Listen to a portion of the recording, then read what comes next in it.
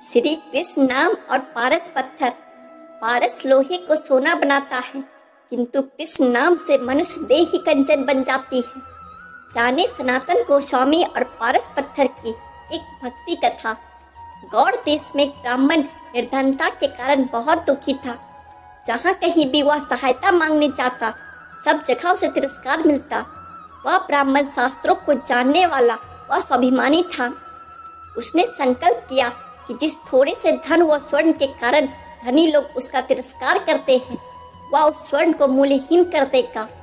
वह अपने तप से पारस प्राप्त करेगा और सोने की ढेरियां लगा देगा। लेकिन उसने सोचा कि पारस मिलेगा कहाँ? ढूंढने से तो वह मिलने से रहा। कौन देगा उसे पारस? देवता तो स्वयं लक्ष्मी के दास है, वे उसे क्या पारस देंगे? ब्राह्मण ने भगवान औघरदानी शिव की शरण में जाने का निश्चय किया, जो विश्व को विभूति देकर स्वयं भस्मांग राग लगाते हैं। वे कपाल ही कृपा करे तो पारस प्राप्त हो सकता है। घर नहीं, धन नहीं, अन्न नहीं और भूषण नहीं, फिर भी शिव महादानी कहलाते हैं। देखत भयंकर पर नाम शिव शंकर, नाश करते हैं तो भी नाथ कहलाते हैं। ब्राह्मण ने निरंतर भगवान शिव का रुद्रार्चन, पंचाक्षर मंत्र का जप और कठिन व्रत करना शुरू कर दिया। आखिर भगवान आशुतोष कब तक संतुष्ट नहीं होते। ब्राह्मण की 12 वर्ष की तपस्या सफल हुई। भगवान शिव ने स्वप्न में दर्शन देकर कहा, तुम वृंदावन में श्री सनातन गोस्वामी के पास जाओ, उनके पास पारस है और वे तुम्हें दे देंगे। श्री सनातन गोस्वामी के पास पारस है, वे उस महान रत्न को मुझे दे देंगे। भगवान शंकर ने कहा है तो वे अवश्य दे देंगे। ऐसा सोचते हुए ब्राह्मण वृंदावन की ओर चला जा रहा था। खुशी के मारे यात्रा की थकान और नींद उससे कोसों दूर चली गई थी। वृंदावन पहुंचने पर उसने लोगों से श्री सनातन गोस्वामी का पता पूछा। लोगों ने वृक्ष के नीचे बैठे अत्यंत कृशकाय, दुर्बल, कौपिनधारी, गुदरी रखने वाले वृद्ध को श्री सनातन गोस्वामी बतलाया। चैतन्य महाप्रभु जी के शिष्य सनातन गोस्वामी वृंदावन में वृक्ष के नीचे रहते थे। भीख मांगकर रूखी सूखी खाते, फटी लंगोटी पहनते और गुदरी व करवा साथ में रखते थे। 8 पहर में केवल 4 घड़ी सोते और शेष समय श्री कृष्ण नाम का कीर्तन करते थे। एक समय वे विद्या, पद, ऐश्वर्य और मान में लिप्त थे।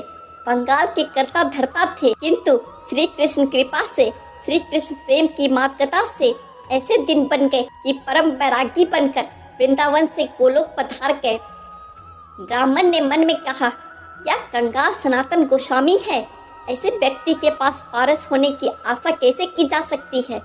लेकिन इतनी दूर आया हूँ तो पूछ ही लेता हूँ, पूछने में क्या जाता है। ब्राह्मण ने जब श्री सनातन गोस्वामी से पारस के बारे में पूछा तो उन्होंने कहा, इस समय तो मेरे पास नहीं है, मैं उसका क्या करता? क्योंकि कावो श्यामा श्याम, निरखे श्यामा शाम, वो यही हमारो काम। श्री सनातन गोस्वामी ने बताया कि एक दिन मैं यमुना स्नान को जा रहा था तो रास्ते में पारस पत्थर पैर से टकरा गया। मैंने उसे वहीं यमुना जी की रेत में गाड़ दिया, जिससे किसी दिन यमुना स्नान से लौटते समय वह मुझे छू ना जाए, क्योंकि उसे छू कर तो पुनः स्नान करना पड़ता है। तुम्हें चाहिए तो तुम उसे वहाँ से निकाल लो। कंचन, कामिनी, सोना स्त्री आदि भगवान की विस्मृति करने वाले हैं, इसलिए सच्चे संत पारस के छू जाने भर को अपवित्र मानते हैं। श्री सनातन गोस्वामी ने जहाँ पारस गिरा हुआ था उस स्थान का पता ब्राह्मण को बतला दिया। रेत हटाने पर ब्राह्मण को पारस मिल गया। पारस की परीक्षा करने के लिए ब्राह्मण लोहे का एक टुकड़ा अपने साथ लाया था। जैसे ही ब्राह्मण ने लोहे को पारस से स्पर्श किया, वह स्वर्ण हो गया। पारस सही मिला है, इससे अत्यंत प्रसन्न होकर ब्राह्मण अपने गांव की ओर लौट रहा था। तभी ब्राह्मण के मन में एक प्रश्न कौन था। उस संत के पास तो यह पारस था, फिर भी उसने इसे अपने पास नहीं रखा, बल्कि यह कहा कि अगर यह छू भी जाए तो उन्हें स्नान करना पड़ता है। अवश्य ही उनके पास पारस से भी अधिक कोई मूल्यवान वस्तु है। श्री कृष्ण नाम है कल्पतरु। ब्राह्मण लौटकर श्री सनातन गोस्वामी के पास आया और बोला, अवश्य ही आपके पास पारस से भी अधिक मूल्यवान वस्तु है, जिसके कारण आपने उसे त्याग दिया। ब्राह्मण को देखकर हंसते हुए श्री सनातन गोस्वामी ने कहा, पारस से बढ़कर श्री कृष्ण नाम रूपी कल्प वृक्ष मेरे पास है। कल्प वृक्ष सम है सदा करुणामय हरिनाम, चाहे किए देता मुक्ति प्रेम किए ब्रजधाम।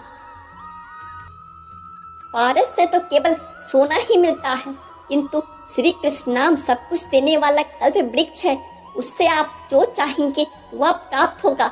ऐसा कोई कारण नहीं जो भगवान के नाम के आश्रय लेने पर ना हो। मुक्ति चाहोगे मुक्ति मिलेगी, परमानंद चाहोगे परमानंद मिलेगा, वज्ररस चाहोगे वज्ररस मिलेगा।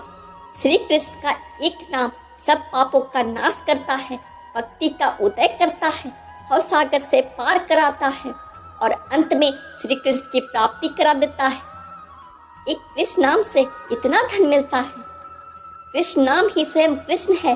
भजो सहित निष्ठा अविराम, सदा नाम के सहित विराजित रहते हैं हरि स्वयं ललाम। यह सुनकर ब्राह्मण ने सनातन गोस्वामी जी से विनती की, मुझे आप वही श्री कृष्ण नाम रूपी पारस प्रदान करने की कृपा करें। श्री सनातन गोस्वामी ने कहा, उसकी प्राप्ति से पहले आपको इस पारस को यमुना में फेंकना पड़ेगा। ब्राह्मण ने या गया पारस कहते हुए पूरी शक्ति से पारस को यमुना में दूर फेंक दिया। भगवान शिव की दीर्घकालीन तपस्या व संत के दर्शन से ब्राह्मण के मन व चित्त निर्मल हो गए थे।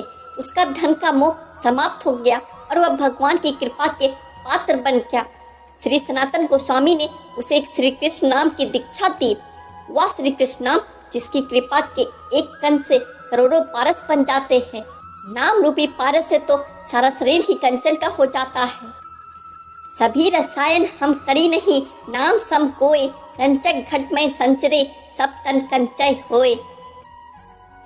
जो मेरे नामों का गान करके मेरे समीप प्रेम से रो उठते हैं, उनका मैं खरीदा हुआ गुलाम हूँ। या जनार्दन दूसरे किसी के हाथ नहीं बिका है। जिसने एक बार श्री कृष्ण नाम का स्वाद ले लिया, उसे फिर अन्य सारे स्वाद रसहीन लगने लगते हैं।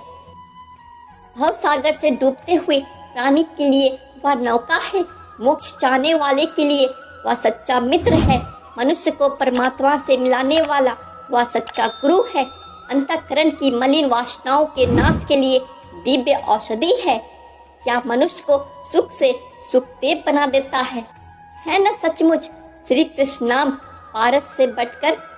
जय श्री कृष्ण।